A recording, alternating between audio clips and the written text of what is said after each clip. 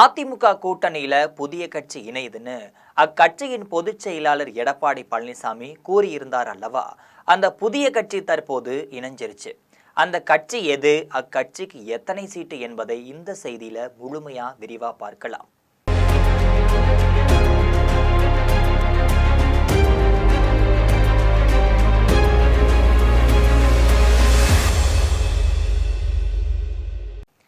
தமிழக சட்டமன்ற தேர்தல் நெருங்கி வரக்கூடிய நிலையில திமுக கூட்டணி முழுமையான வடிவம் பெற்றுள்ள நிலையில அதிமுக கூட்டணி இன்னும் தெளிவான கட்டமைப்பை எட்டவில்லை என்ற அரசியல் வட்டாரங்கள் மதிப்பிடுறாங்க. இதற்கிடையே அதிமுக கூட்டணியில ஒரு புதிய கட்சி இணைகிறதுன்னு அக்கட்சியின் பொதுச் செயலாளர் எடப்பாடி பழனிசாமி சமீபத்தில் கூறியிருந்தது அரசியல் களத்துல பெரும் பரபரப்பையும் ஏற்படுத்தி இருந்துச்சுன்னே சொல்லலாம். ஆனா அந்த கட்சி எது என்பதை அவர் வெளிப்படையாகவே கூறாமல் சஸ்பென்ஸாகவும் வச்சுட்டு தான் இருக்காரு. தற்போது அந்த சஸ்பென்ஸுக்கு ஓரளவு விடை கிடைத்ததாகவும் தகவல் வெளியாகி இருக்கு. திமுக கூட்டணியில காங்கிரஸ் கட்சி தொடர்ந்து நீடிக்கும் என்பதுல தற்போது எந்த ஒரு சந்தேகமும் கிடையாது. முன்பு நடிகர் விஜய் தலைமையிலான தாவேகாவுடன் காங்கிரஸ் கூட்டணி அமைக்கணும் என்ற பேச்சுவார்த்தை அடிபட்டாலும் கூட அண்மையில டெல்லியில நடைபெற்ற காங்கிரஸ் நிர்வாகிகள் ஆயத்த கூட்டத்துல தாவேகாவுடன் கூட்டணி அமைப்பது அரசியல் ரீதியாக தற்கொலை முடிவாக இருக்கும் என மூத்த நிர்வாகிகள் கருத்து தெரிவிச்சுதான் சொல்லப்படுது. இதன் பின்னர் திமுகவுடனான கூட்டணியே சிறந்த தேர்வு என்றும் தொகுதி பங்கீட்டில் ஏதேனும் சிக்கல்கள் இருந்தாலும் பேசி தீர்த்து கொள்ளலாம் என்றும் கட்சி தலைமையில் முடிவு எடுக்கப்பட்டதாக தகவல் தெரிவிக்கின்றனர். இதனால் திமுக கூட்டணியில உறுதியான நிலை இருப்பதாகவே பார்க்கப்பட்டு இருக்கு. இதற்கு மாறாக அதிமுக கூட்டணி இன்னும் பல கேள்விகளுடன் தான் இருந்து கொண்டிருக்கிறது. தற்போது அதிமுக கூட்டணியில் பாஜக மற்றும் சில சிறிய கட்சிகள் மட்டுமே இருக்காங்க. அன்புமணி ராமதாஸ் தலைமையிலான பாமக கூட்டணியில இருப்பதாக கூறப்பட்டாலும் டாக்டர் ராமதாஸ் தங்களது அணியை உண்மையான பாமக என்றும் கூட்டணி குறித்து பேச தனக்கே முழு அதிகாரம் என்றும் தொடர்ந்து கூறிட்டே இருக்காரு.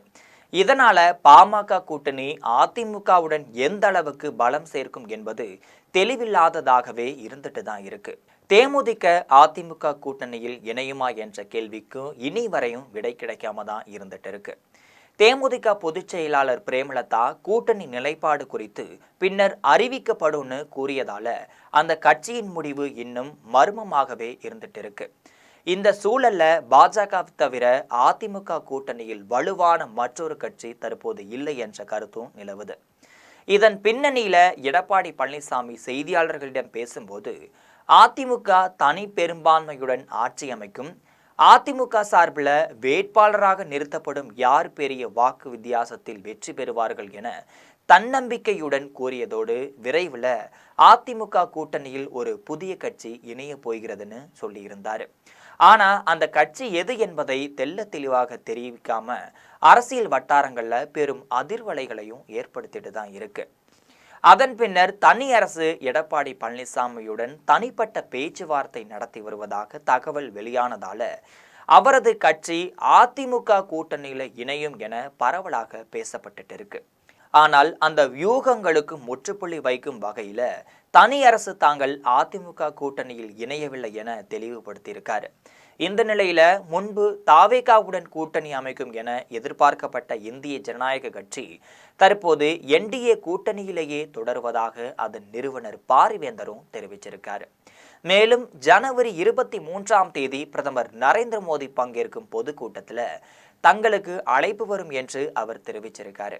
அதிமுக கூட்டணியில தங்கள் கட்சிக்கு 6 தொகுதிகள் வரை கேட்டுள்ளதாகவும் பாரிவேந்தர் வெளிப்படையாகவே சொல்லியிருக்காரு. ஆனால் 6 தொகுதிகளை எடப்பாடி பழனிசாமி வழங்குவாரா என்பது அரசியல் வட்டாரங்கள்ல பெரிய சந்தேகமாக தான் பார்க்கப்படுது. ஏன்னா 1 அல்லது 2 தொகுதிகள் வழங்கப்பட்டாலே அந்த கட்சி அதிமுகவின் இரட்டை இலை சின்னத்தில் தான் போட்டியிட வேண்டிய சூழல் உருவாகும். அப்படி இருக்கும் பொழுது 6 தொகுதிகள் வழங்கப்படுமா அப்படிங்கிற கோரிக்கை நடைமுறையில சாத்தியமா என்ற கேள்வி பொதுமக்கள் மத்தியிலையும் அரசியல் வட்டாரங்களையும் எழுந்திருக்கு. இதனால் எடப்பாடி பழனிசாமி குறிப்பிட்ட புதிய கட்சி என்பது இந்திய ஜனநாயக கட்சியாக இருக்கலான்னு தற்போது அரசியல் வட்டாரங்கள்ல பேசப்பட்டு இருக்கு.